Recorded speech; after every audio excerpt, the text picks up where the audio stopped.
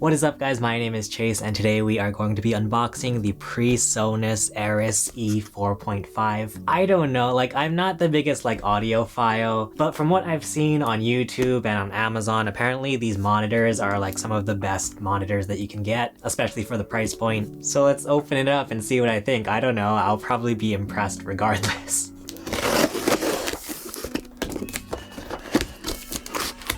So the instructions say that we're supposed to flip it upside down. I'm never good at this. Okay, here we go. Ha! Ta-da! These are pretty big. I was not expecting it to be this big. Okay, so we have these two monitors here. These are actually very, very big.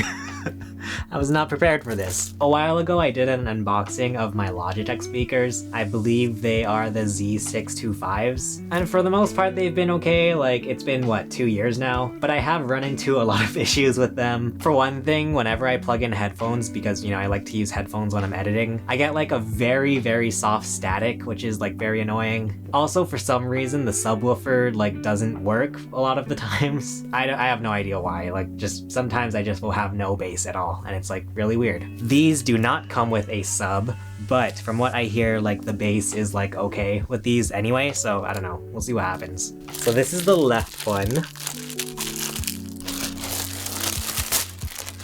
Ta-da! Look at that. I am a bit scared because these are very big. I don't know if they're gonna fit on my desk. So this is the right monitor.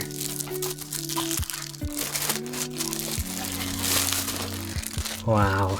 They feel pretty high quality too. All of your inputs and stuff are on the left channel here. So here's all the ports and whatnot that you get on the speaker. In case you were wondering, because I was also wondering, I don't think there's an actual input for a subwoofer. From what I've seen, apparently there is a proprietary sub that you have to use with these speakers. I don't know, for now I just got the monitors. We'll see if I'll actually get a sub in the future. We also have a bunch of cables here. This is the power cable.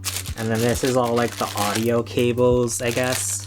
We have a 3.5mm to 3.5mm. We have RCA to 3.5mm. And then I guess these are the cables that actually connect the two speakers together. And that's pretty much everything that's in the box. I guess we can go over to my desk and actually try to set these up and give them a try. Let's see what I think. Oh, also, I almost forgot. I bought these high density pads for the speakers to sit on. So hopefully there's no vibrations on my desk or anything. Ow, my knees. Hi, so here we are on my desk. Please don't mind the mess, I'm so sorry. Anyway, let's set up the speakers, see what happens. I think for now we're just gonna set them up right here in the front, just because I don't have any space yet.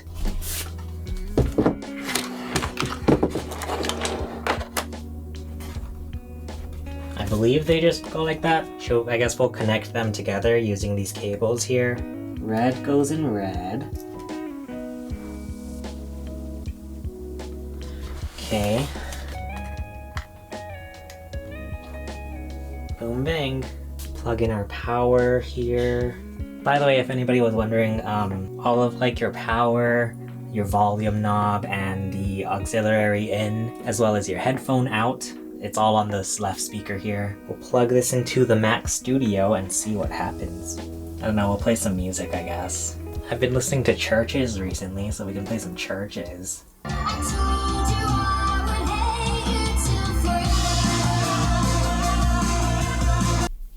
It works. But first impressions, I mean, it sounds pretty good. From the little test we just did, it sounds pretty good. But for now, thank you so much for watching this little unboxing video. If you want to watch my unboxing video of my Logitech speakers, feel free to check out the video below. For now, thanks for watching. My name is Chase and I will see you guys again soon. Bye.